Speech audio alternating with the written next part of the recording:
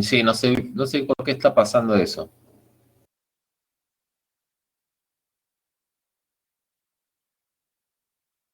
De que dice está bloqueado. Pues yo entré como, a ver, déjame ver una cosa.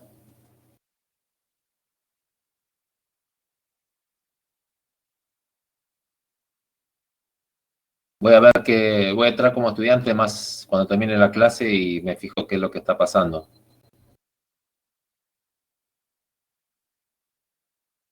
Sí, a ver, eso ya lo había hecho antes con otra materia que a mí me estaba pasando eso y no me sirvió.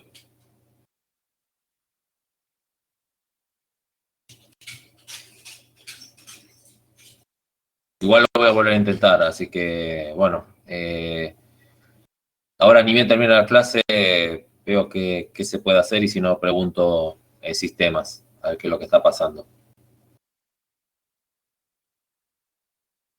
Así que bueno, empecemos con esto y bueno, cualquier cosa igualmente de alguna forma les van a tener los archivos, no se preocupen.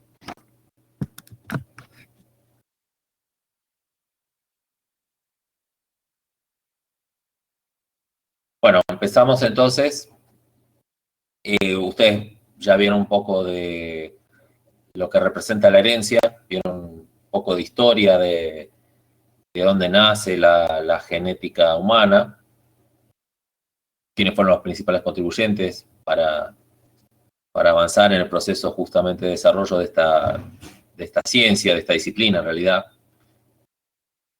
Y bueno, ahora nosotros vamos a ir viendo temas particulares dentro de esta área, empezando justamente con lo que vamos a llamar la genética autosómica, que representa en muchos aspectos lo que ustedes ya vieron en relación a la herencia mendeliana. Bueno, primero para recordar, la herencia es el conjunto de caracteres morfológicos, bioquímicos y funcionales que se van transmitiendo, ¿sí? Dentro de una especie de generación en generación. Es justamente lo que define a cualquier especie y lo que determina las características, sobre todo de aislamiento reproductivo, que define o es lo que marca, ¿sí? la barrera para separar a las diferentes especies. Mientras que la genética, como tal, es una rama de la biología que estudia justamente la herencia de estos caracteres, cómo van variando a nivel individual esos caracteres, basados también obviamente en la genética y en otras cuestiones relacionadas con el ambiente. Y aplica justamente también leyes, como ya vimos, que va a estudiar las diferencias dentro de una progenie, ¿sí? Y aplica, digamos, de forma estadística, porque todo esto se tiene que estudiar a nivel poblacional. Bueno, parte de la historia ustedes ya la vieron, en relación a quiénes fueron los principales descubridores de la genética. Esto es más un resumen, ¿sí? Voy a avanzar.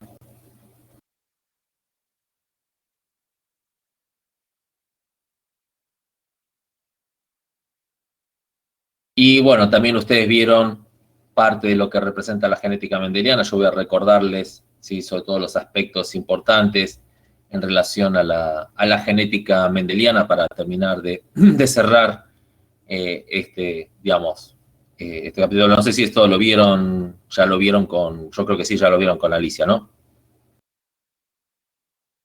La genética mendeliana. Bien.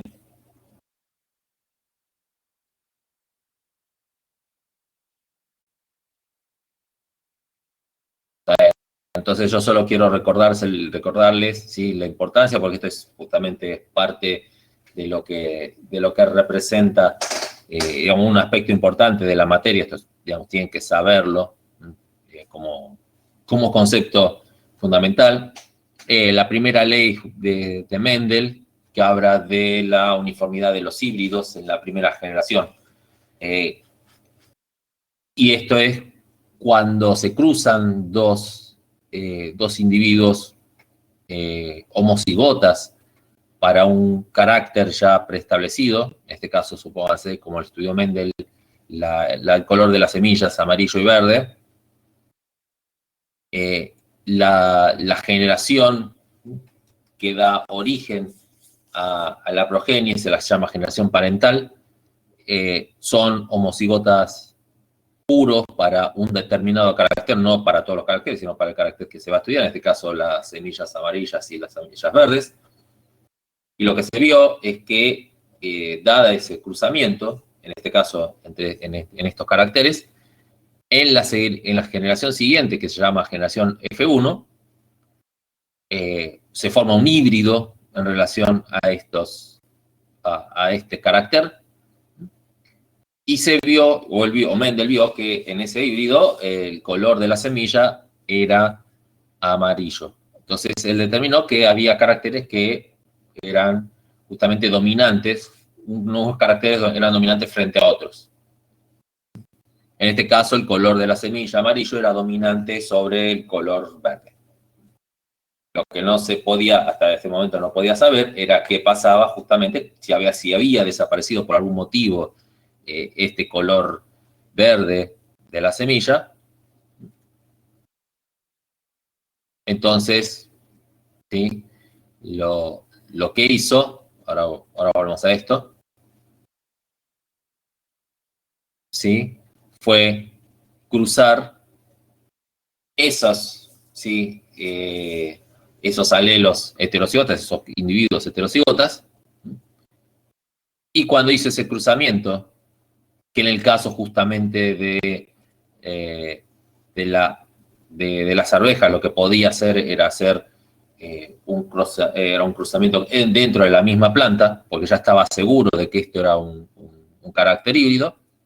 Entonces, ¿sí? Lo que vio es que ahí volvía a aparecer el carácter verde, aparecían plantas con semillas verdes, pero aparecían siempre con proporciones definidas, ¿está bien? Y esto obviamente no lo estudió en 4 plantas, lo estudió en miles de cruzamientos de este tipo, en este caso de plantas con semillas amarillas heterocigotas. Cuando sacó las cuentas, lo que había descubierto era de que si 3/4 partes de esas plantas tenían semillas de color amarillo y 1/4 parte tenía semillas de color verde. Entonces, al aspecto general que uno observa de cualquier carácter, a eso lo llamamos fenotipo. Entonces lo que vio es que esa razón fenotípica era 3/4 de amarillos y 1/4 era de semillas de color verde. Entonces, a partir de ahí, ¿sí? Estableció que, primero, digamos, con este cruzamiento, lo que estableció era de que, por así decirlo, la herencia era particulada, ¿sí? Eran partículas, o las podía definir como partículas, y que había 2 partículas de cada una presentes en un individuo, y que cuando había cruzamientos, estas partículas se segregaban, y se segregaban siempre en forma equitativa dentro de lo que es la formación de las gametas.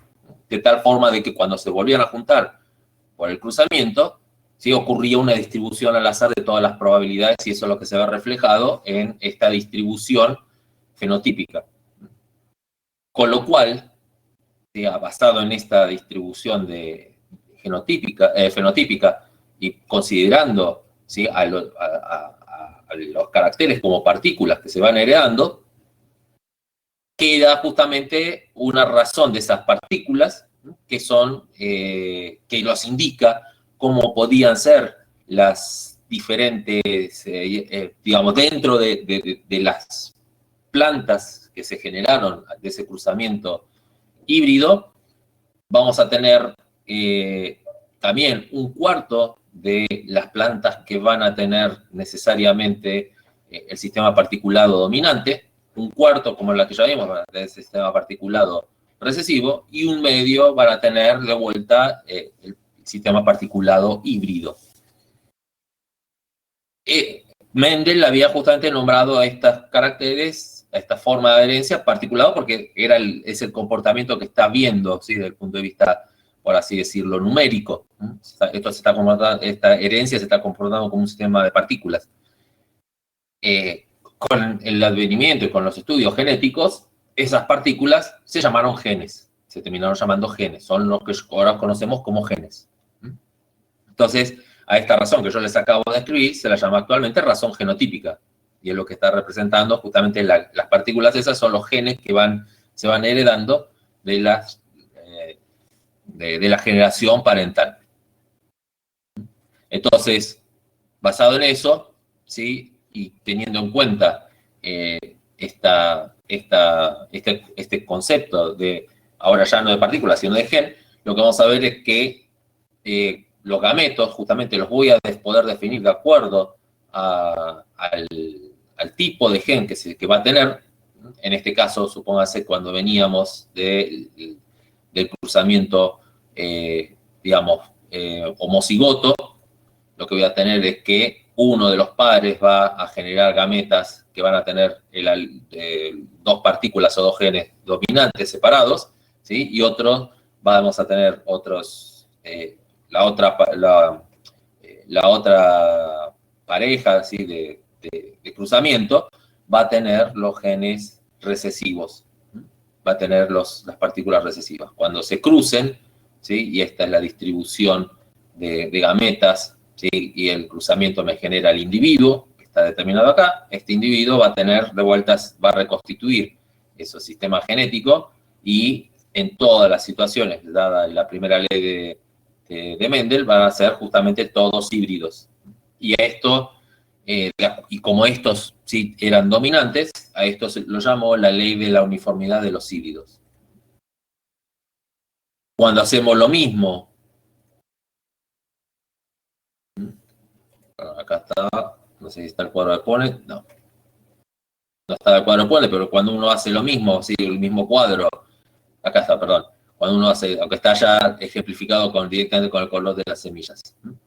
Cuando uno ya hace el cuadro de Punnett, de acuerdo a esa distribución, sí, perdón, acá está, no tiene que ir tan lejos.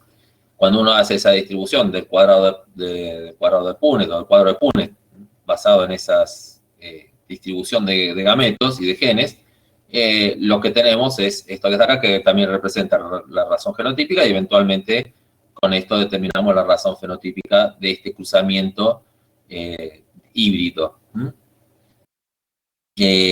A esto se lo llama justamente, que fue, insisto, lo que dio origen al concepto de sistema particulado de la herencia, que después sirvió de base para el desarrollo justamente del concepto de gen. Esto se lo llamó la ley de la segunda ley de Mendel, lo de segregación equitativa, porque lo que me está diciendo es eso, si de acuerdo a esta distribución al azar, tenemos una segregación en cada gameto, tenemos separado cada uno de los genes en forma aleatoria. Y juntar de vuelta a los gametos también se da en forma aleatoria. Y bueno, lo tercero que encontró, y esto sí fue medio, por así decirlo, entre comillas de suerte, no tanto así, digamos, porque en realidad este hombre estudió muy detalladamente y, digamos, experimentalmente siempre se puso en la mejor situación posible.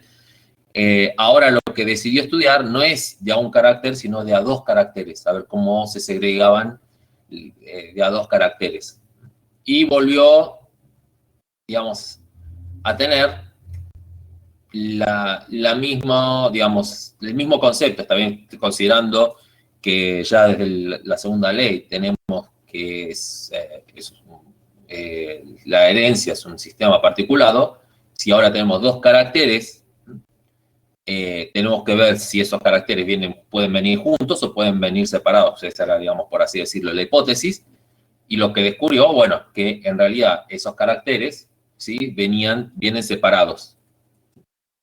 Entonces, haciendo ahora ese mismo razonamiento en cuanto a, primero, tenemos una generación parental que que es pura, es una línea pura, es una línea homocigota, en este caso para el color y la forma de la semilla, de la arvejita, color amarillo de forma redondita, color verde y totalmente arrugada. Esos serían, digamos, los dos formatos. Él descubrió, haciendo esos experimentos, que el amarillo y el redondo era dominante frente al verde y al rugoso. Entonces, él estableció líneas puras de plantas con semillas amarillas y redonditas versus plantas, ¿sí?, con también de líneas puras, verdes y arrugaditas las semillas. En el cruzamiento, tal cual lo esperado por la primera ley, vamos a tener que va a predominar fenotípicamente lo dominante, pero vamos a tener genotípicamente, o particularmente, como decía en ese momento Mendel,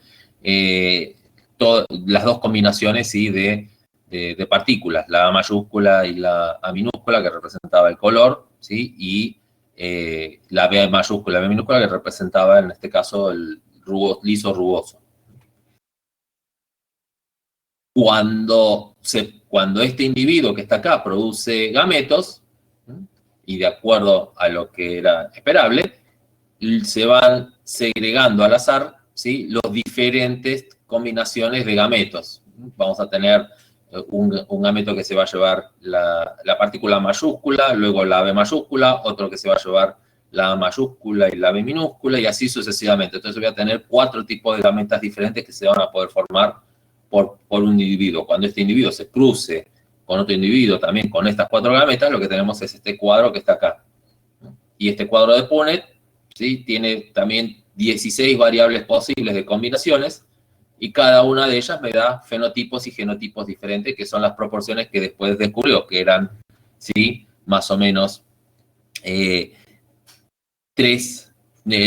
semillas lisas, ¿sí?, amarillas y lisas, 9 semillas amarillas rugosas, 9 semillas redonditas verdes y, perdón, 3 las proporciones, ¿no? 3 semillas amarillas rugosas, 3 amarillas lisas verdes y una, ¿sí?, rugosa verde. Entonces lo que demostró con esto era de que se volvió a confirmar que en ese momento que la herencia era particulada, se separaban por partículas, pero bueno, en realidad esa separación ya no representaba de esas partículas los genes por sí solos, sino lo que me está dando idea esta tercera ley de Mendel es que esos genes están ubicados en cromosomas diferentes. Entonces lo que estamos viendo acá es la segregación de los cromosomas. Entonces la tercera ley de Mendel hace referencia a eso principalmente, a la segregación independiente de los cromosomas. Como dije antes, él tuvo la suerte, entre comillas, porque yo creo que, digamos, si bien no lo dice los textos, él se puso en la situación más conveniente para terminar de corroborar esta hipótesis de que la herencia era particulada. Él probablemente estudió muchísimos caracteres, vio que algunos estaban ligados, entonces para sus experimentos y para reportar esto, se seleccionó justamente aquellas combinaciones que les daban perfectamente bien desde el punto de vista numérico y les facilitaban explicar su concepto de teoría particulada, ¿está bien? Esto que está acá, como dije antes, me está reflejando, insisto, la presencia de los cromosomas, porque si estos genes que están acá, ahora actualmente, ¿no?, si uno pensara que estos genes, que es en realidad el color y la forma de la semilla, las semillas están en el mismo cromosoma, yo no voy a tener esta distribución, ¿está bien? En realidad voy a tener otro tipo de distribución que va a depender mucho de lo que se llama el cruzamiento, digamos, entre el cruzamiento, la recombinación homóloga. Y ahí sí, digamos, esa proporción desaparece y empieza a aparecer proporciones variables, que eso fue lo que pasó más adelante, cuando digamos, a partir de Mendel se empezó a estudiar la herencia de esta forma, se vio que no todos los caracteres respetaban estas leyes de Mendel, había otros que parecía que justamente estaban ligados, ¿sí?, que había caracteres que estaban ligados entre sí, o sea, que no respetaban estas proporciones, sino que venían, la gran mayoría de veces venían juntos, Y a partir de ese ligamiento, lo que se descubrió, lo que se estableció fue que esos ligamentos eran porque estaban ubicados en un mismo cromosoma. Justamente más a principios del siglo XX se estableció el concepto de cromosoma y con esto, digamos, lo único que hizo fue, de alguna forma, confirmar las leyes de Mendel, más allá de que él, insisto, haya usado, en este caso, caracteres que ya estaban por sí mismos en cromosomas diferentes.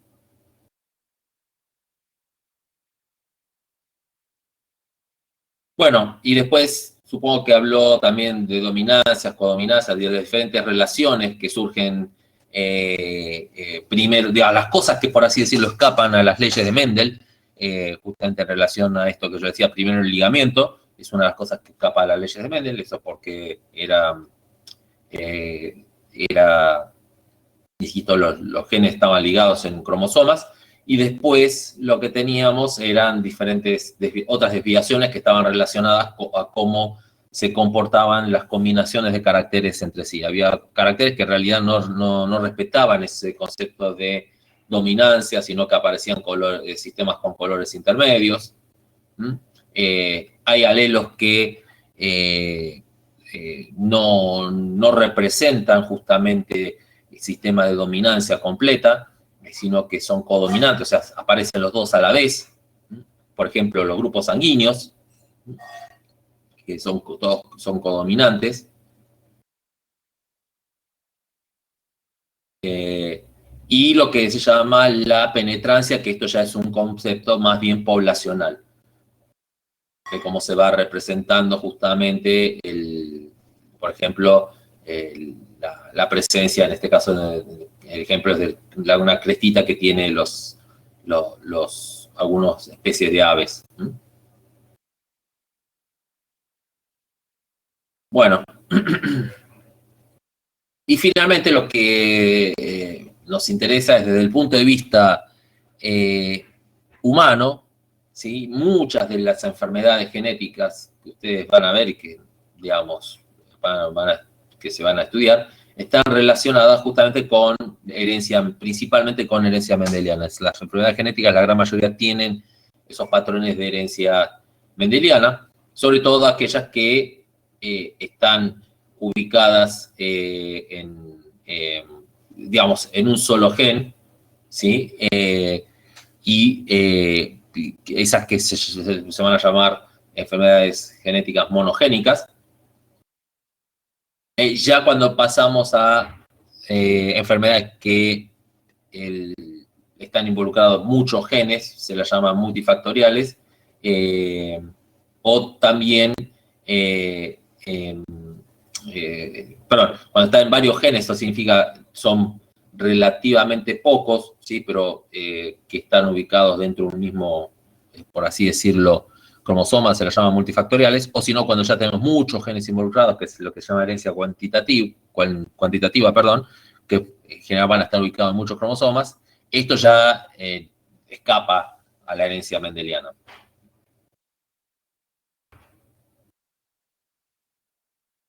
Bueno,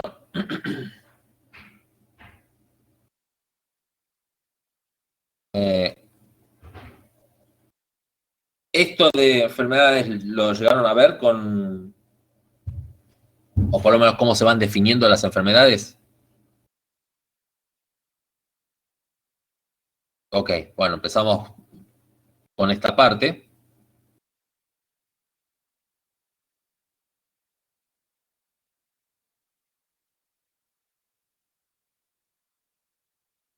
Bien, entonces, basado justamente en eso que yo les dije, ¿sí? Primero, bueno, las enfermedades genéticas van a ser clasificadas de acuerdo justamente a varias características. Primero, si pueden ser causadas por un solo gen, si pueden ser causadas por varios genes, como ya vimos, ¿sí? Eso se llama herencia multifactorial, o por alteraciones cromosómicas. Cada una de ellas va a tener, obviamente, diferentes manifestaciones, diferentes proporciones justamente de posibilidad, de probabilidad de de surgir, ¿sí?, en la generación siguiente. Pero además hay otro aspecto importante, ¿sí?, que eso lo van a ver ustedes cuando justamente hagan los desarrollos de los trabajos relacionados a las enfermedades genéticas. Acá hay, por así decirlo, hay dos conceptos estadísticos que ustedes tienen que tener en cuenta. El primero es cuál es, digamos, dado una pareja, así, un cruzamiento, en realidad, vamos a decirlo así más en términos generales, dado un cruzamiento, cuál es la probabilidad de que la progenie de ese cruzamiento pueda desarrollar justamente en este caso una enfermedad genética, ¿está bien? Y eso va a depender justamente de estos tipos, de cada una de estas cosas que estamos viendo, si hay herencia mendeliana, si hay otro tipo de herencia, etcétera, ¿está bien? Eso está dado, insisto, a nivel, por así decirlo, individual, de un cruzamiento individual. Y eso va a tener una determinada probabilidad de que eso ocurra. En el caso de que sea herencia mendeliana, las que ya vimos, las proporciones que ya vimos, ¿está bien? Que pueden ser 25, 50%, etcétera. Y después lo que tenemos también es cómo están distribuidos estos caracteres, o en realidad estos alelos, cómo están distribuidos en toda la población, ¿sí? ¿Cuál es la proporción en la población de estos alelos? Y eso me da otra probabilidad, que es la probabilidad poblacional, que es lo que me dice justamente, es ese famoso factor que dice, bueno, esta enfermedad va a surgir uno de cada 1000 hijos, o uno de cada 10.000, o uno de cada 1.000.000. También me está hablando, esa proporción, me está hablando de cómo es la distribución de esos alelos en la población general. O sea, con qué número de gente tiene eventualmente esa enfermedad, y basado también en estos, en qué carácter de enfermedad es, vamos a tener lo que llamamos esa probabilidad general de que una persona adquiera, digamos, que haya un cruzamiento que tenga este tipo de enfermedad. ¿Se entiende bien? O sea, eso es un parámetro poblacional. También es la distribución de alelos en la población.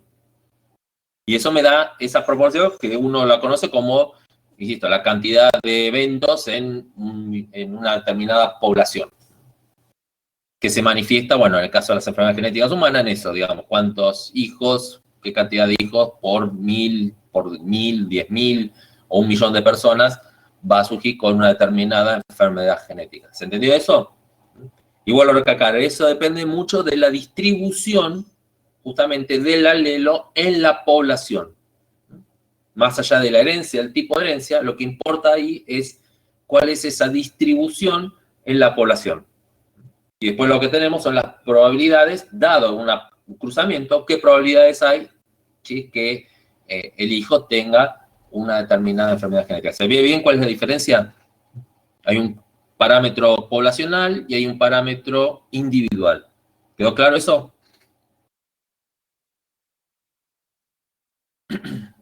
Bueno, esta parte, sí, nosotros después vamos a ver justamente alteraciones citogenéticas, no voy a entrar mucho en detalle de esto, de hecho vamos a tener toda una teórica basada justamente en digamos, en todo lo que es las alteraciones cromosómicas y los diferentes tipos de enfermedades causadas por alteraciones cromosómicas. Ahora vamos a hacer principalmente hincapié en esto, en las enfermedades monogénicas, que tenemos justamente las principales, son las que llamamos de herencia, estas son las que van a tener, justamente van a responder principalmente a la herencia mendeliana, y vamos a tener 3 tipos de herencias posibles desde el punto de vista mendeliano. Autosómico dominante, que es justamente que un solo alelo está mutado y está presente en lo que llamamos los cromosomas, los autosomas. cromosomas autosómicos. Después lo vamos a ver bien qué representa. Después tenemos autosómico recesivo, y esto significa que para que se dé la enfermedad va a tener que estar presentes los dos alelos mutados, y la herencia mendeliana ligada al cromosoma X. Que eso también lo vamos a ver totalmente aparte, como un capítulo aparte. Después, dentro de lo que es la herencia lo que llamamos la herencia no mendeliana, justamente es la que, dado, insisto, ese cruzamiento, cuál es el comportamiento probabilístico, lo que tenemos es, primero, lo que llamamos herencia no mendeliana, imprinting, imprinting, que después también eso lo vamos a ver, y la herencia mitocondrial, que es un aspecto sumamente importante porque la mitocondria tiene su propia información genética y esa se hereda también. Entonces, también hay que estudiarla, y hay muchas enfermedades complicadas basadas en problemas en las mitocondrias. Fíjense que más o menos, de acuerdo a lo que se llama, ¿sí?, a los datos de esta organización, que es la OMIN, Online Mendelian Inheritance en el hombre, sí reporta más o menos unos 5.000 trastornos que han sido caracterizados como alteraciones monogénicas, o sea, solo de aquellos de herencia mendeliana tenemos, o posible herencia mendeliana, tenemos más o menos 5.000.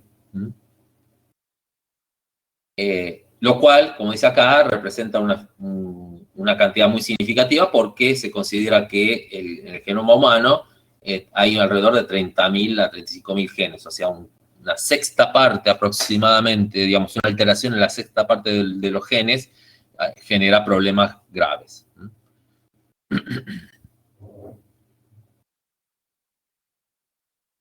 Bueno, a ver.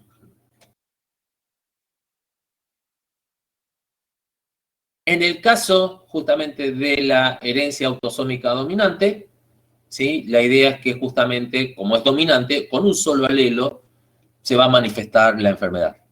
Acuérdense que el alelo es digamos, la representación fenotípica de esa variante. Entonces, en ese caso, ¿sí?, lo que tenemos es que generalmente esto es lo que llaman un árbol de herencia, ¿está bien?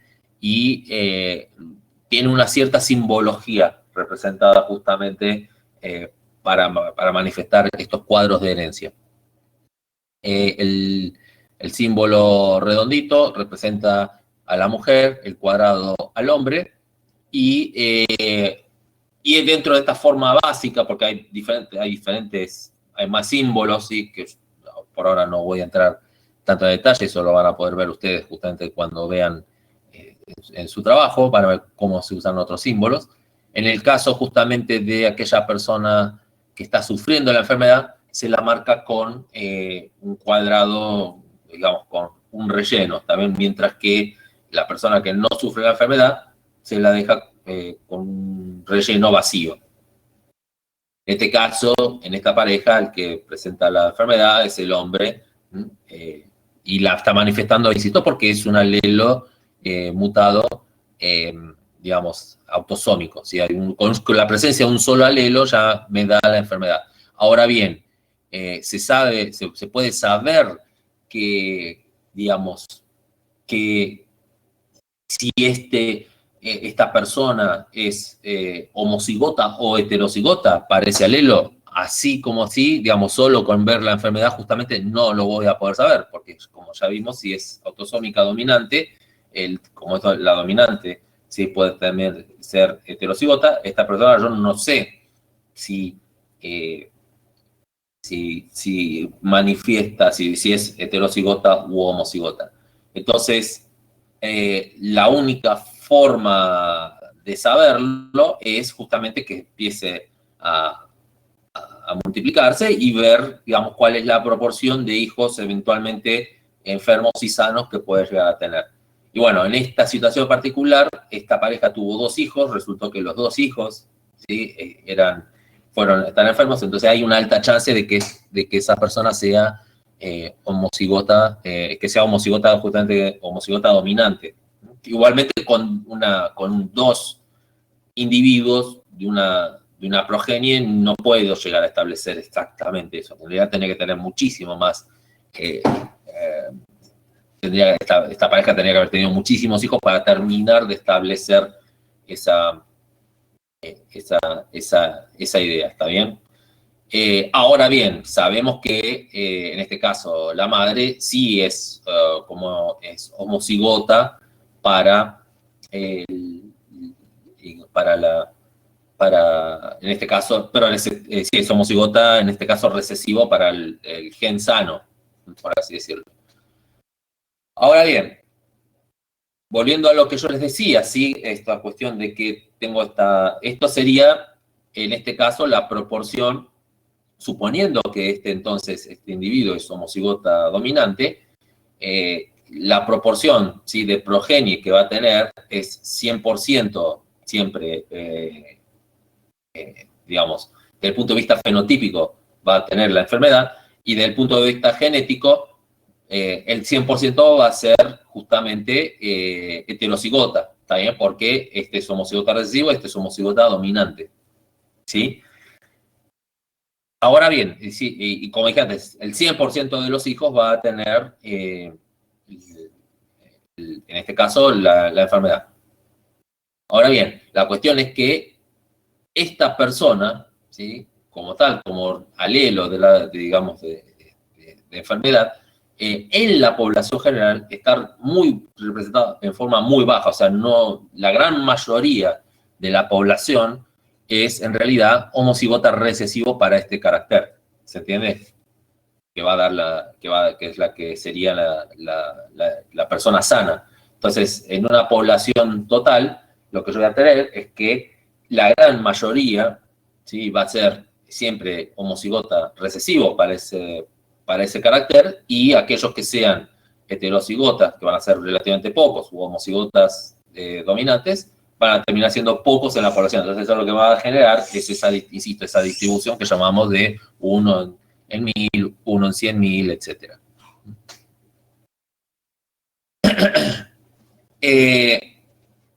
En esta situación, al ser una enfermedad autosómica, ¿sí?, va a afectar a ambos sexos en forma indistintamente, y a su vez ambos sexos van a transmitir esa enfermedad, que es lo que nos está diciendo este cuadro.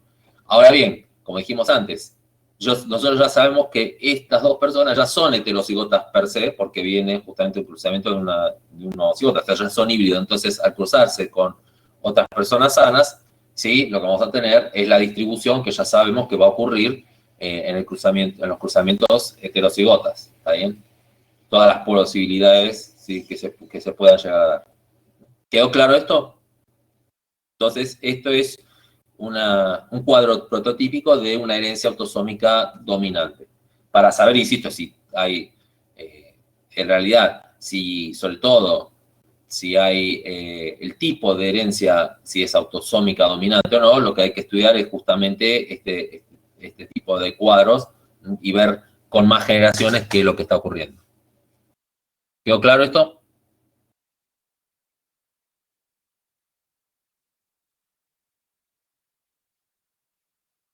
¿Alguna duda?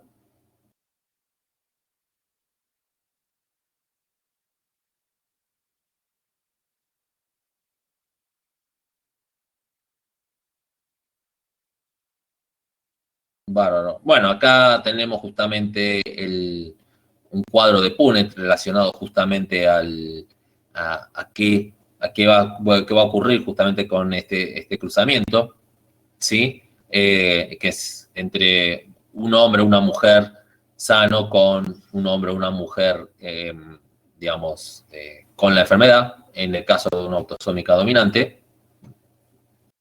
Y lo que vamos a tener es eso, vamos a tener siempre un 50% de probabilidades vamos a tener un 50% de caracteres heterocigotas y un 50% de caracteres homocigotas recesivos. Acuérdense que esto también lo había estudiado Mendel, ¿sí? Y es lo que se llama, digamos, en los estudios mendelianos, es lo que se llama la retrocruza.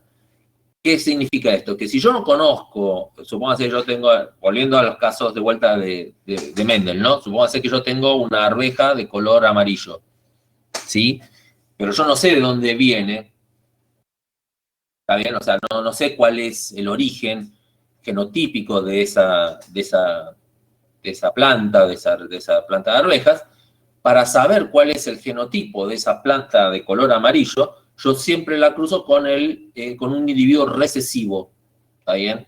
Porque si ese individuo incógnita tiene un gen recesivo, automáticamente va a cruzarlo con recesivo, me va a generar esta proporción genotípica que es dos genes, dos posibles individuos homocigotas recesivos. O sea, tendría que tener 50% de la población, digamos, de la descendencia, de lo que llamamos la F1, va a tener que ser homocigota recesivo. Y el otro va a ser heterocigota y va a ser dominante.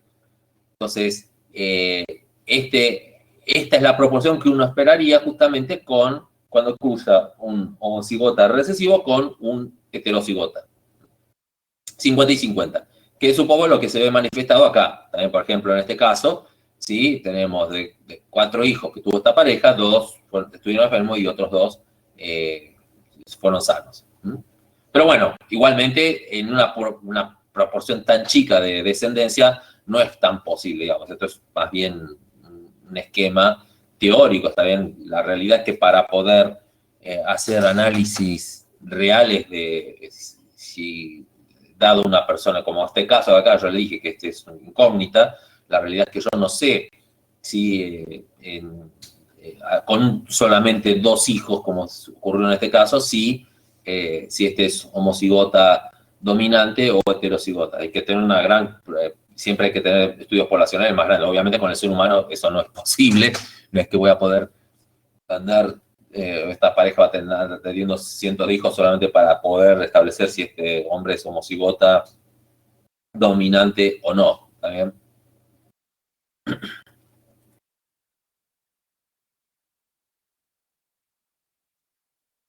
¿Qué ejemplos justamente de enfermedades autosómicas dominantes tenemos? La poliquistosis renal, la condroplasia, la osteogénesis imperfecta, la enfermedad de Huntington, el síndrome de Waardenburg y la retinitis pigmentaria.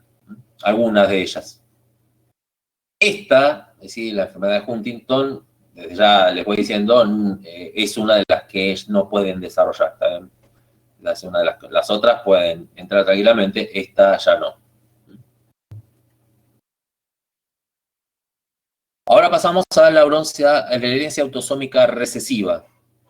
Justamente en el caso lo que sucede es que se necesita la presencia de los 2 alelos mutados, que son los recesivos, para que se manifieste la enfermedad. Entonces, dado un determinado cruzamiento, ¿sí? Fíjense, tenemos dos padres sanos, aparecen 2 hijos, ¿sí? Enfermos. Entonces, lo que tenemos es que la enfermedad, ¿sí? En ambos 2 obviamente ambos 2 tienen genotipo heterocigota. Este tipo de enfermedades también afecta a ambos sexos por igual. Esto de horizontalidad en la línea de afectados es justamente que se da siempre la misma cantidad, digamos, en los hijos, ¿sí? Que se están desarrollando, no es que se va, digamos, transmitiendo en forma parcial. Y está muchas veces asociado a fenómenos de consanguinidad, o sea, de algún tipo de relación endogámica, digamos, que eso se daba mucho, digamos, antiguamente, porque no había para así decirlo, una gran distribución digamos, de genomas por cuestiones justamente de desplazamiento local, entonces eran bastante común digamos, que haya un grado de consanguinidad alto, sobre todo en pueblos. Otra cosa es que es bastante, este tipo de enfermedad es la autosómica recesiva, desde ya, digamos, suelen ser bastante graves, entonces es raro que desde directamente el enfermo, el individuo enfermo, pueda transmitir automáticamente el gen porque, digamos, generalmente está muy asociado a enfermedades muy graves. No llegan a desarrollar eh, eh, suficiente, digamos, la edad como para transmitir desde el punto de vista, digamos, desde el punto de vista homocigota recesivo el, el gen. Pero sí hay, justamente, en la población general, hay una alta proporción de individuos heterocigotas, ¿está bien? O no muy alta, pero hay una distribución de individuos heterocigotas que hace que cuando se cruzan dos heterocigotas, cuando se encuentran dos heterocigotas, pueda manifestarse la enfermedad. Y sobre todo en lugares aislados donde existe ese grado de consanguinidad, es más frecuente encontrar justamente las frecuencias de encontrar hijos con una enfermedad autosómica recesiva mucho más alta. Ahí veo que alguien me está escribiendo. Hay mucho, digamos, casi todo, digamos, de alguna forma u otra, casi todos los, por así decirlo, las diferentes razas tienen un cierto grado de consanguinidad que aumenta la transmisión, digamos, de ciertas enfermedades genéticas. También, ¿no? Eso también es otra característica. Hay ciertos grupos etarios que tienen determinadas grupos de enfermedades autosómicas recesivas que se transmiten con mayor frecuencia, ¿no?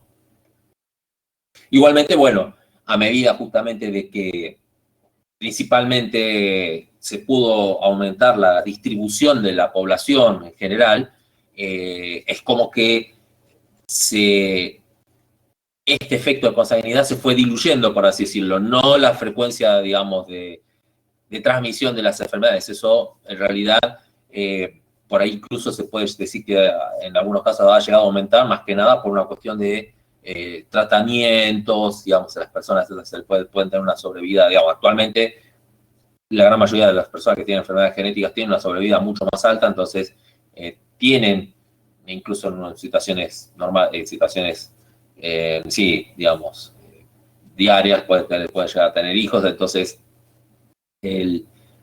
esto ha logrado que, digamos, que persista, digamos, que no se terminen de agotar nunca las enfermedades genéticas porque van a estar siempre en la población. Bueno, ejemplo justamente de enfermedades con herencia autosómica recesiva, la fibrosis quística, ¿sí? Esta es otra que no se puede, ya no la pueden desarrollar. Fenilcetonuria, retinitis pigmentaria, la enfermedad de Gaucher, Tay-Sachs, el Sandoff, hiperplasia suprarrenal congénita.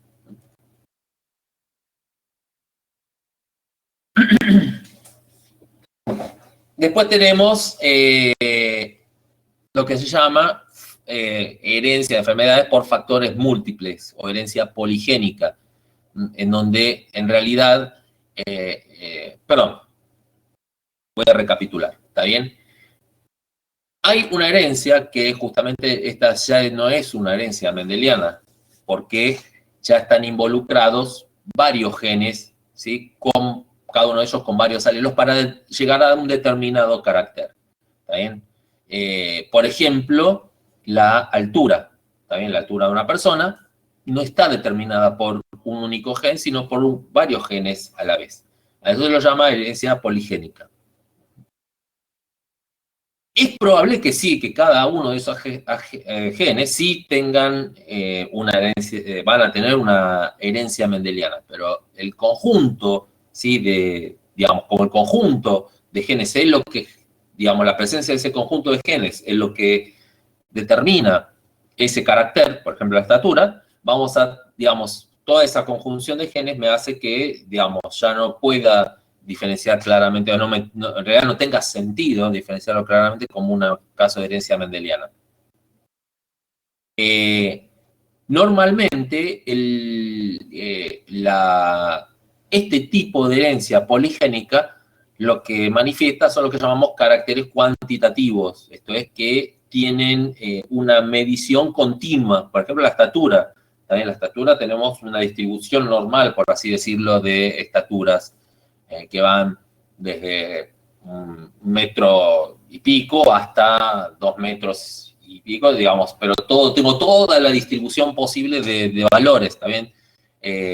Mientras que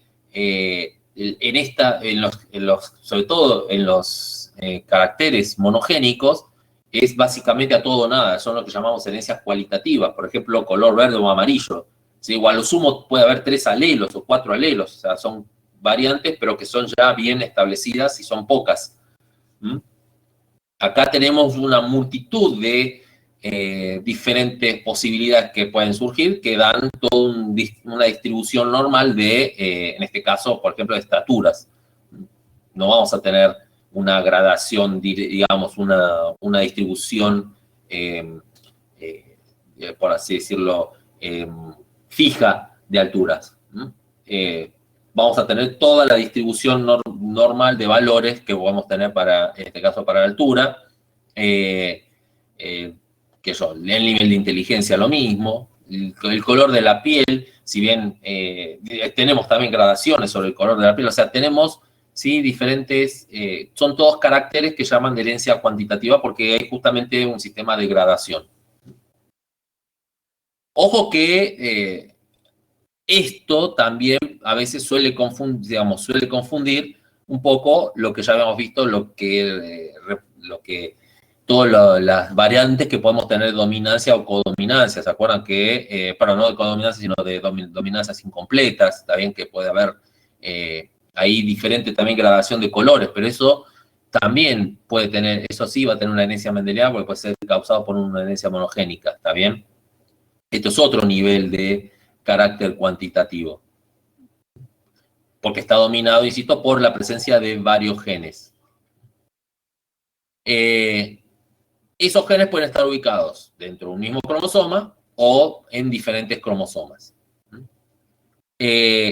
Y bueno, obviamente el patrón final del carácter va a ser justamente cómo se da esa combinación de genes posibles, que acá es donde entra a jugar muy fuerte justamente en esa combinación, como es el resultado final, entra a jugar muy fuerte justamente, sí entra a hacer mucho hincapié todo lo que vimos antes de lo que es la herencia mendeliana, esto es la distribución primero independiente de los alelos y después la distribución independiente de los cromosomas, ¿está bien? O sea, puede tocar cualquier combinación posible de genes gracias a estas distribuciones independientes e inclusive si están dentro de un mismo cromosoma, lo que entra ahí en juego es los procesos de recombinación, con lo cual eso hace que las posibilidades de herencia sean muchísimas en esas combinaciones. Vamos a tener muchísimas combinaciones posibles. Con lo cual, en tanta variabilidad de combinaciones es donde se genera este carácter cuantitativo justamente de distribución continua. Bueno, ¿quedó claro esto? Digamos, esto es la base un poco para el desarrollo de las enfermedades que ustedes van a tener, los proyectos de enfermedad que ustedes van a tener.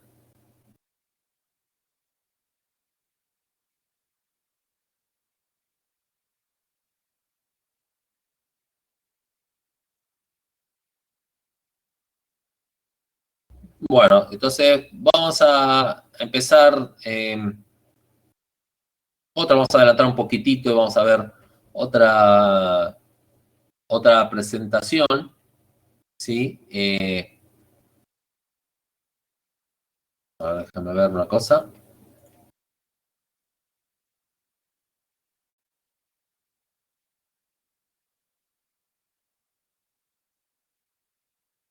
Que sería justamente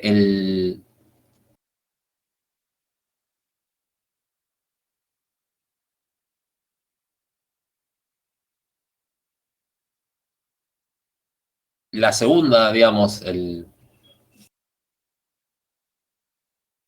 la segunda forma de transmisión, en realidad, de carácter, de un carácter mendeliano, que es a través justamente de la herencia, la genética del sexo, lo que nos vamos a llamar la genética del sexo, que está relacionado justamente a los cromosomas sexuales.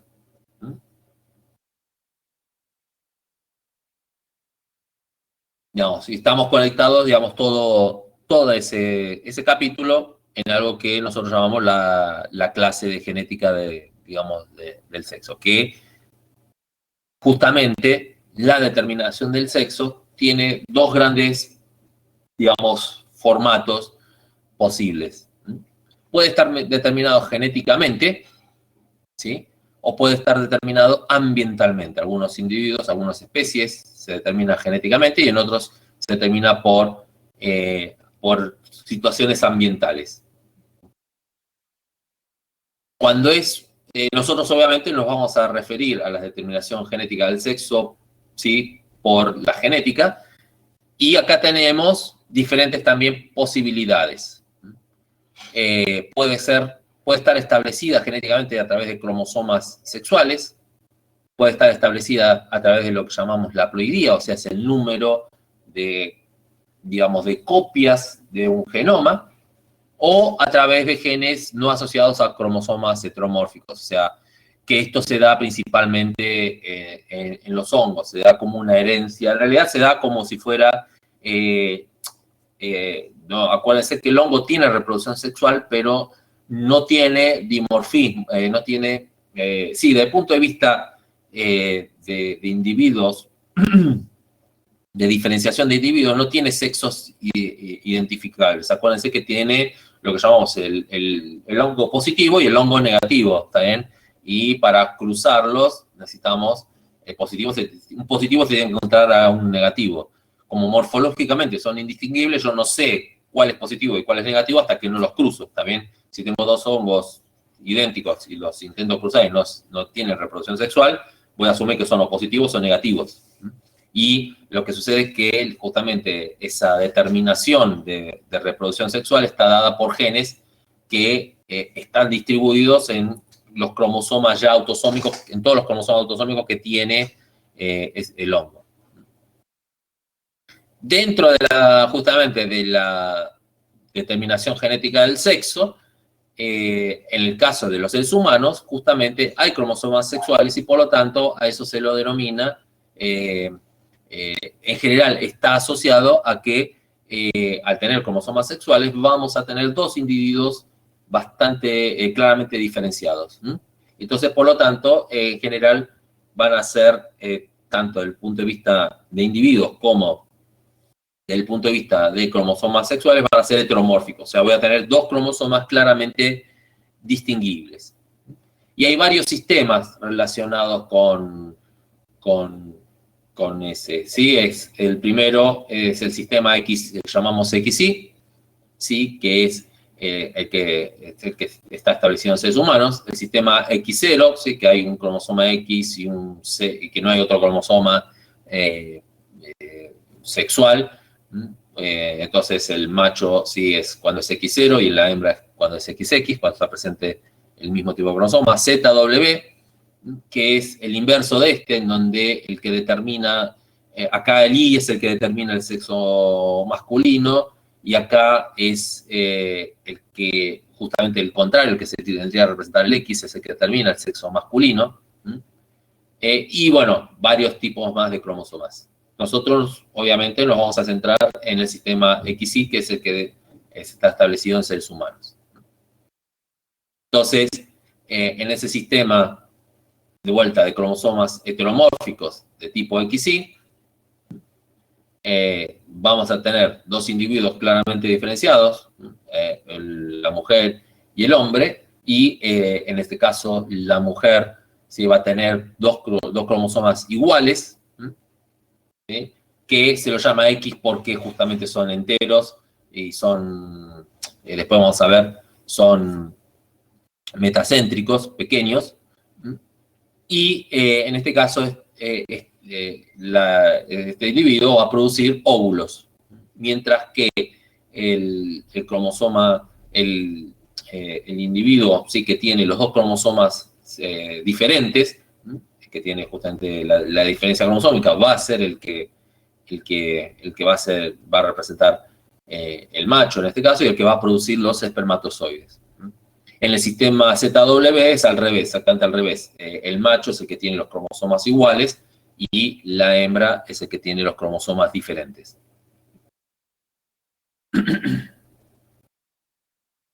Y al tener este formato de distribución de cromosomas, entonces la gameta que se produce va a tener en este caso solo un juego de cromosomas idénticos que van a ser X, y acá vamos a tener, cuando se producen los espermatozoides, vamos a tener dos juegos de gametas sexuales, uno que tengan cromosoma X y otro que tengan cromosoma Y. Y de acuerdo a cómo sea el cruzamiento, obviamente siempre el óvulo acaba a aportar un cromosoma X, pero el que va a determinar, en definitiva, el que va a determinar el sexo es el espermatozoide. Si hay un espermatozoide con un cromosoma X, va a determinar la formación, digamos, la generación de una mujer, de una hembra, y si hay un cromosoma hay un espermatozoide, perdón, con un cromosoma Y, va a generar un individuo macho. Eso es desde el punto de vista, digamos, por lo que se vio, digamos, cuando se empezó a estudiar la genética del sexo, se vio justamente que estaba asociado a cromosomas. Pero ahora bien, ¿qué es lo que está realmente ocurriendo desde el punto de vista molecular dentro de un cromosoma? Tenemos en realidad un gen establecido que es el que va a estar asociado a la determinación del sexo.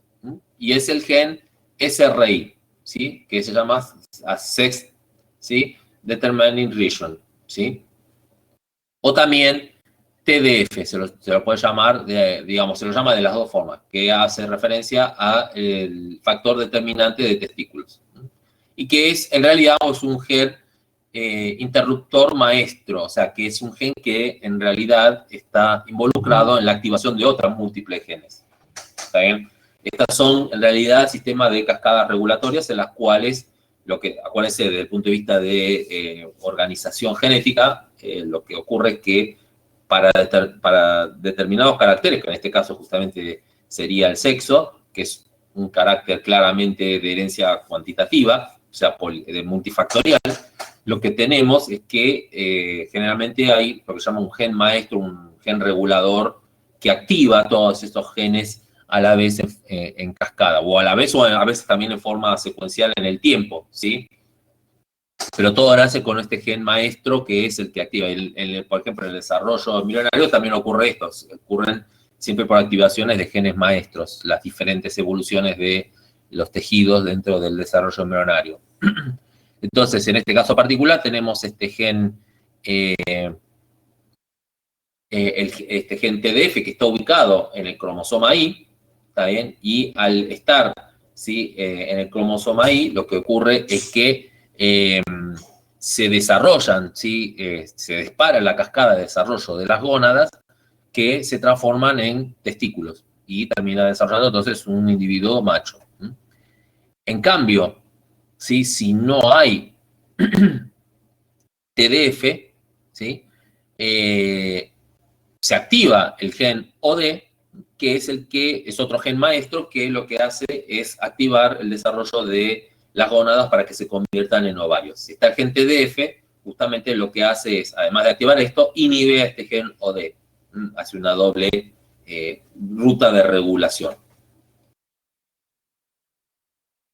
Entonces, desde el punto de vista, en los seres humanos, desde el punto de vista justamente de la determinación del sexo, es siempre a través de la presencia de este gen.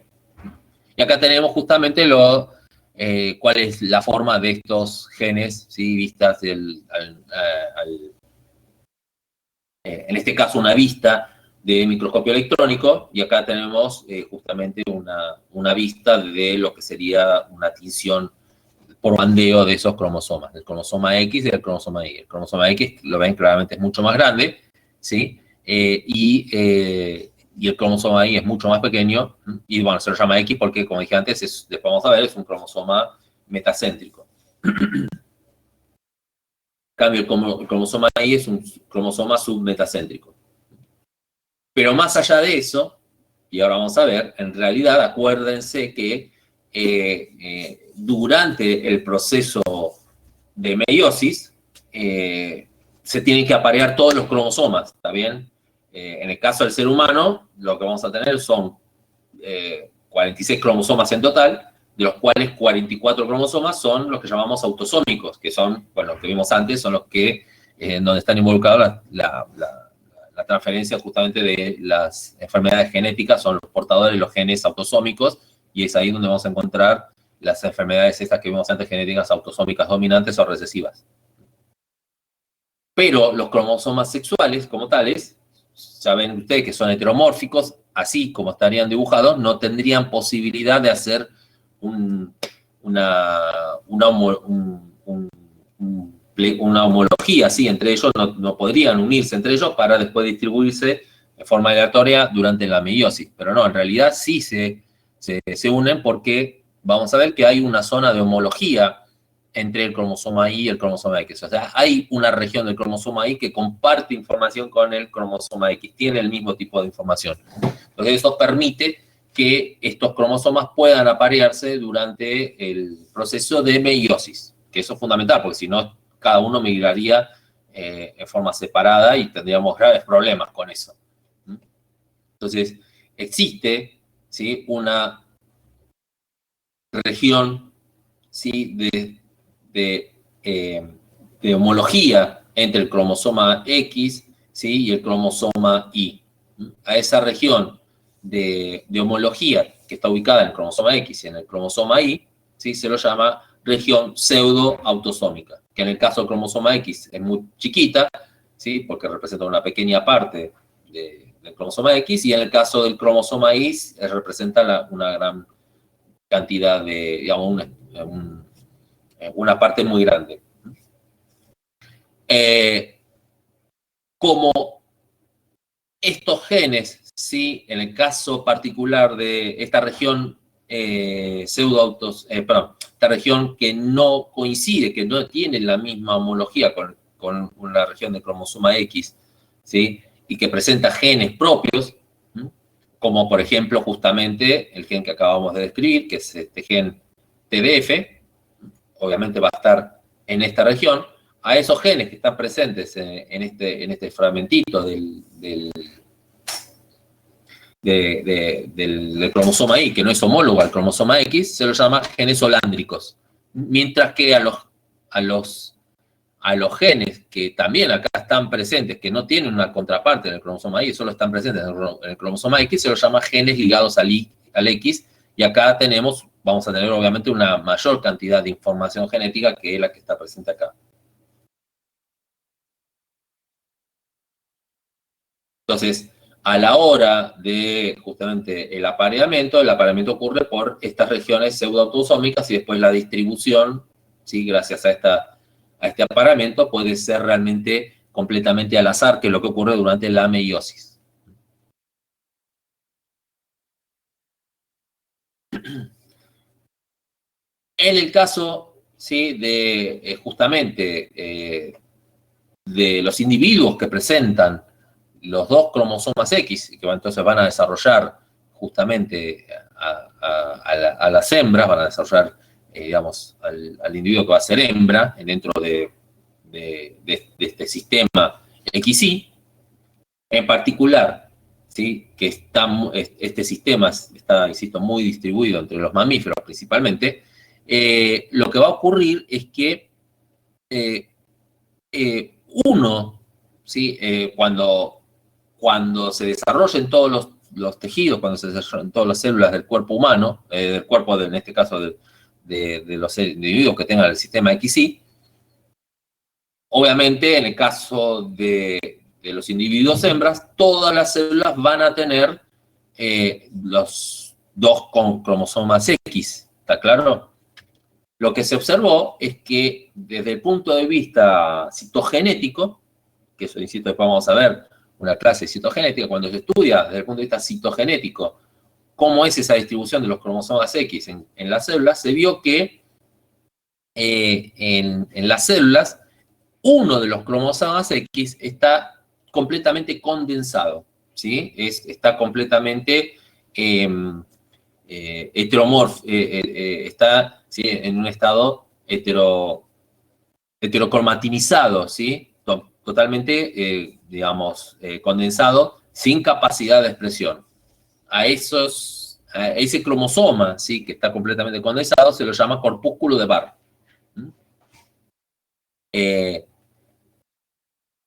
Entonces, si estas células que presentan un corpúsculo de Barr van a ser todas las células, ¿sí?, que no están en el sistema de gónadas, porque obviamente ya en las gónadas no se puede estar activado el cromosoma X. Todas las células, ¿sí?, de los tejidos que no son reproductivos van a tener uno de los cromosomas X completamente heterocromatinizado, y lo que ocurre es que, de acuerdo, digamos, a lo que se vio, es que esa heterocromatinización es lo que se llama al azar. ¿Qué significa esto? Que puede ser en algunas células el cromosoma X que vino del individuo hembra, y en otros puede ser el cromosoma X que vino del individuo macho. Entonces hay una distribución completamente al azar de digamos, de esa heterocromatinización del cromosoma X, o sea, de ese corpúsculo de Barr.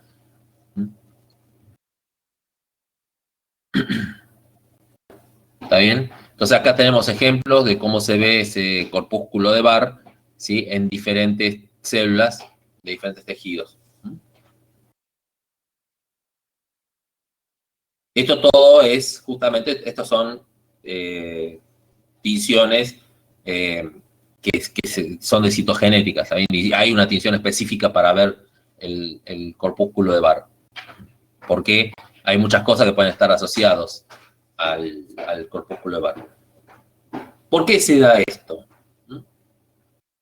Porque hay una cosa muy importante, que es que con respecto a la expresión de los genes, que se llama el dosaje génico.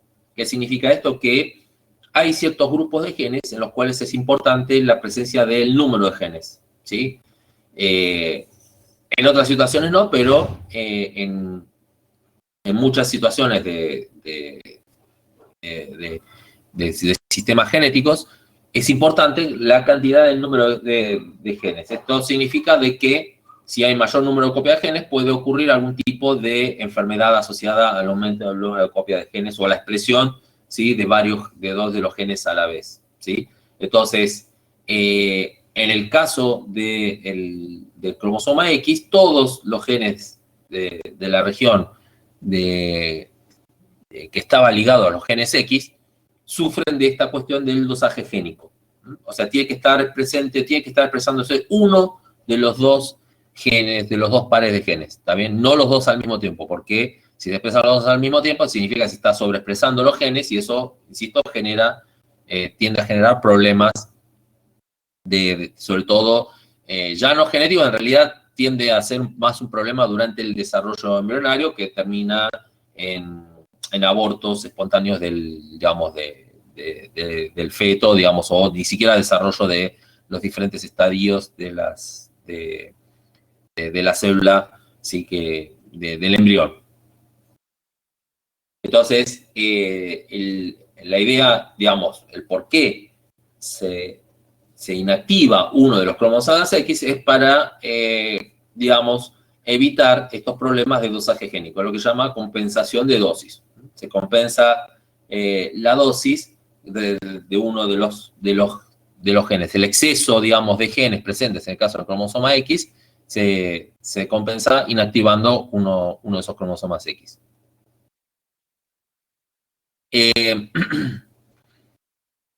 Esto lleva también a otra cuestión, como vimos antes, como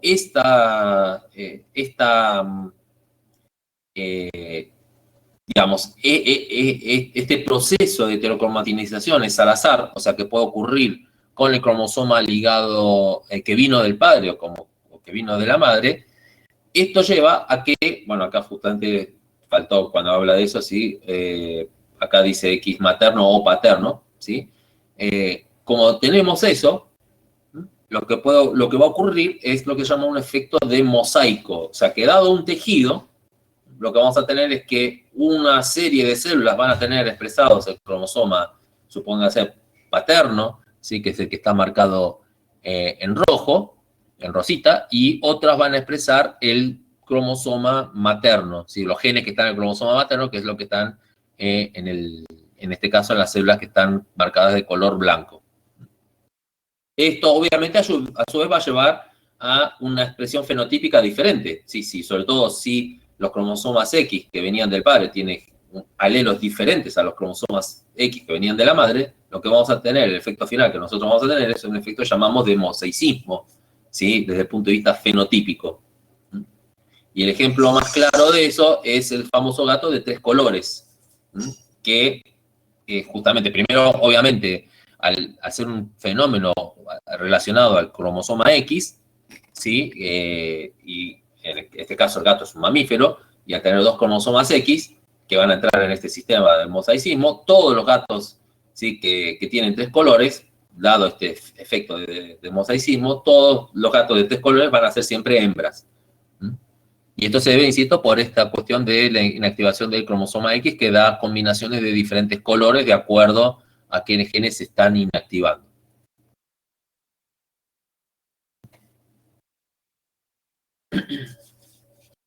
Y además, ¿sí? Este efecto de, digamos, de inactivación del cromosoma X lleva a otra cuestión, ¿sí? En este caso el mosaicismo puede en general, no necesariamente, en algunas situaciones sí, en otras situaciones no está asociado a enfermedades genéticas, pero sí este fenómeno de mosaicismo, digamos, no de mosaicismo, perdón, de inactivación de cromosomas X, en realidad más que inactivación de cromosoma X, de aumento del dosaje, ¿sí? Génico, puede estar asociado a lo que llamamos las ploidías. ¿Está bien? Esto es que puede aumentar el número de cromosomas, en realidad de juegos de cromosomas o de un cromosoma específico. ¿Y qué situaciones se pueden dar justamente en relación a las ploidías de los cromosomas X, particularmente de los X? Bueno, primero que nada está digamos, el caso, digamos, de 2 cromosomas X, se desarrolla una mujer, ¿sí? Vamos a llamar normal. Puede ocurrir que dentro de las ploidías, ¿sí? Que desaparezca uno de los cromosomas X, que no tenga en realidad un cromosoma, que solo tenga un solo juego de cromosomas X, y va a desarrollar, ¿sí? A una mujer ligeramente anormal, porque en realidad, digamos, si bien acá no hay un dosaje génico, no están expresados los 2 genes, también, digamos, la región pseudoautosómica está contribuyendo a que, no, digamos, la ausencia de una región pseudoautosómica está contribuyendo a que no se desarrolle un individuo totalmente normal. A esto se lo llama el síndrome de Turner.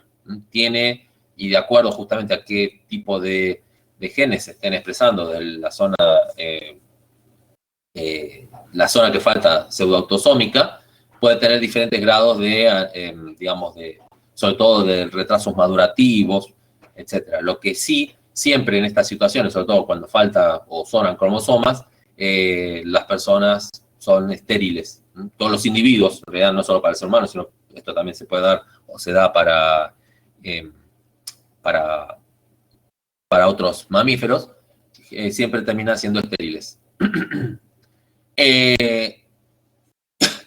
La otra situación que podemos tener es, en cuanto a las ploidías, es que haya un cromosoma X de más.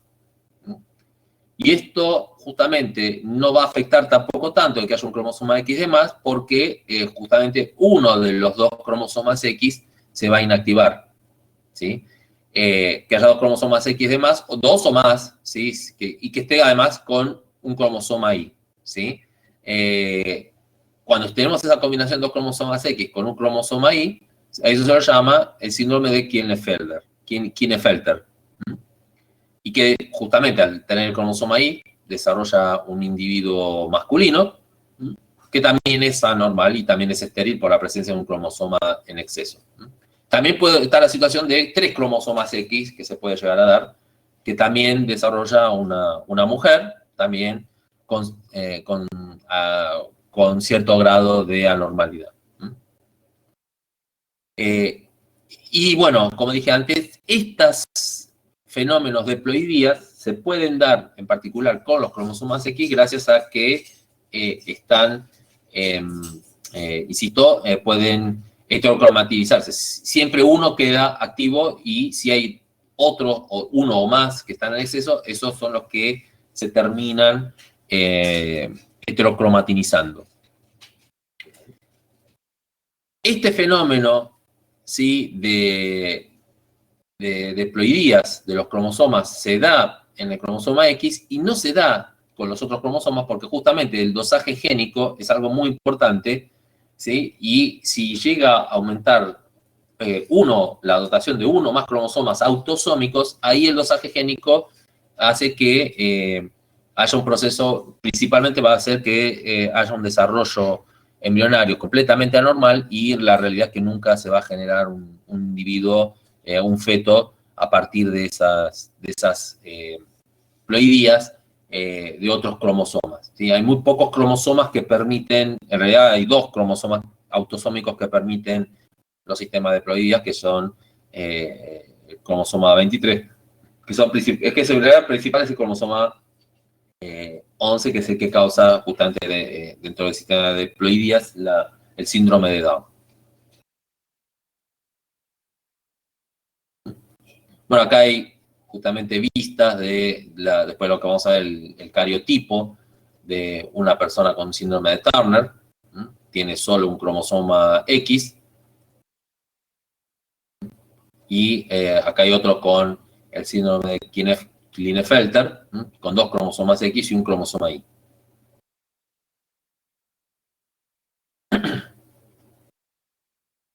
Bueno, vamos a cortar acá, ¿sí?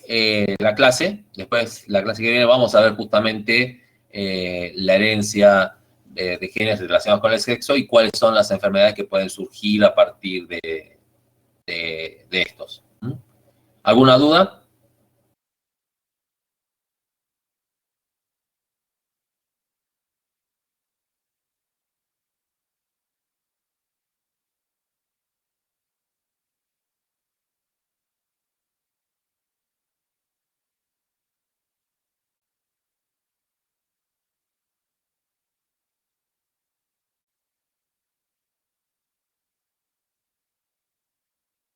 No, la próxima voy a estar Alicia y yo, los dos vamos a estar. Justamente vamos a terminar esta clase después de que ustedes estén con Alicia.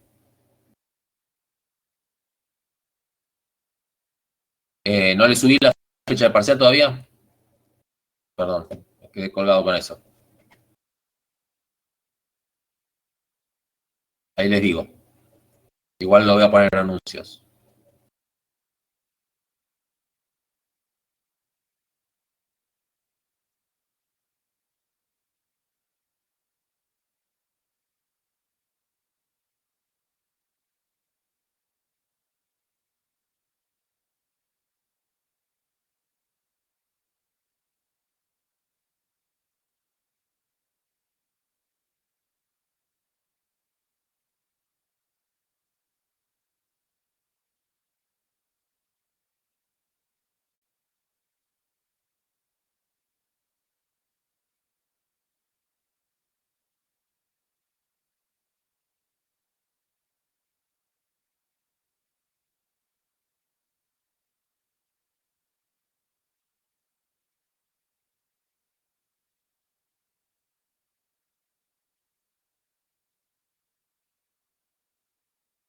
Bueno, la fecha del primer parcial sería el 13 del 10. ¿Sí? 13 del 10, ahí les anoto.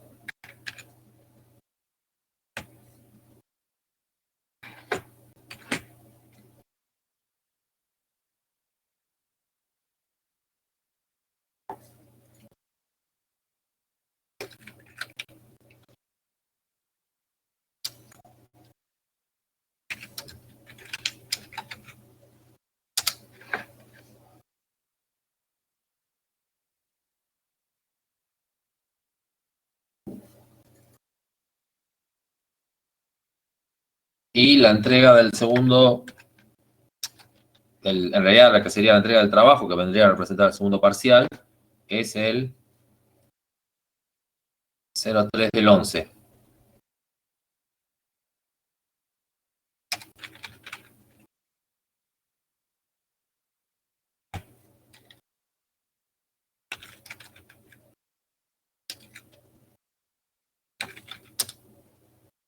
Ese segundo parcial, acuérdense, es la entrega del resumen del trabajo. Y es para básicamente la fecha, es la más o menos la clase 12, así me da tiempo para darles a ustedes el feedback de eso, si hay que reentregar, porque acuérdense, los recuperatorios y la reentrega eventual del trabajo es el 24 del 11, que es la última clase.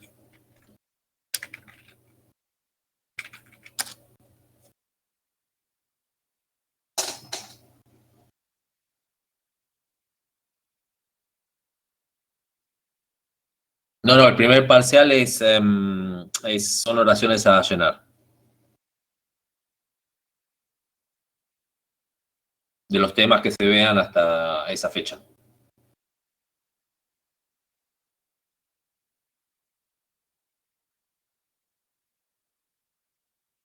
El final es exponer el trabajo, exactamente. No, bueno, no, perdón.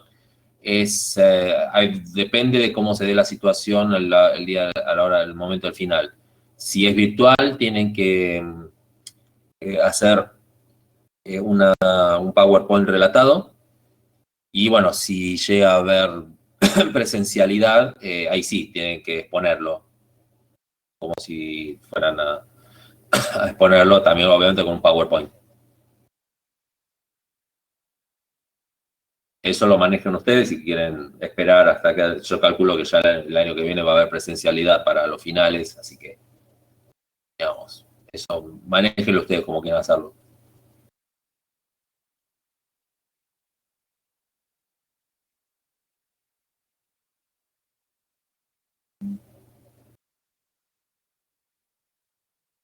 A lo que voy es que si es presencial no va a ser un examen oral como solía ser los años anteriores.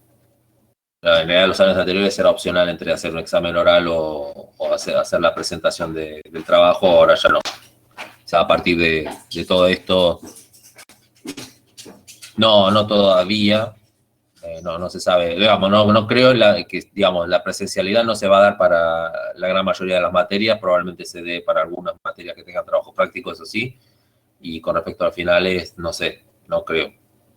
Digamos, no sé, la realidad es que todavía no lo sé.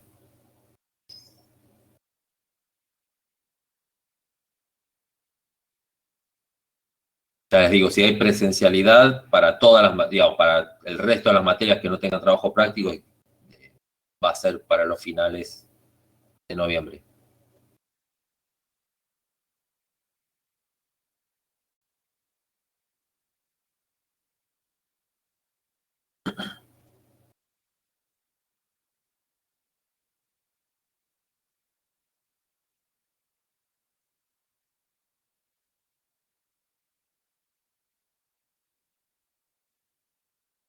Perdón, creo que alguien me hacía una pregunta con relación a lo que tiene que ver con Alicia, ¿no?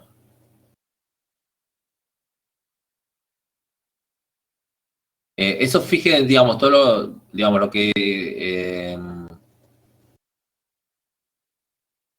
había hecho ella era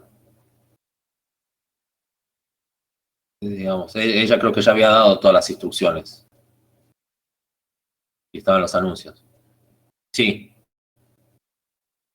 la próxima clase, no, yo no voy a estar, bueno, por ahí sí estoy en las exposiciones, pero no, conmigo van a tener clase normal, así terminamos este tema.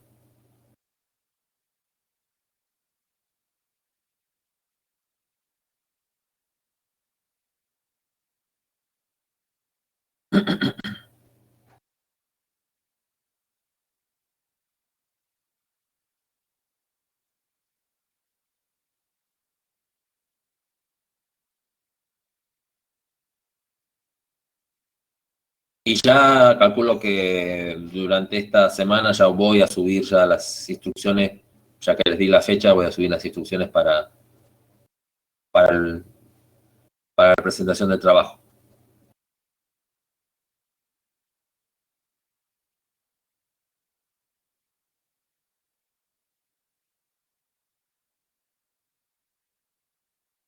De nada.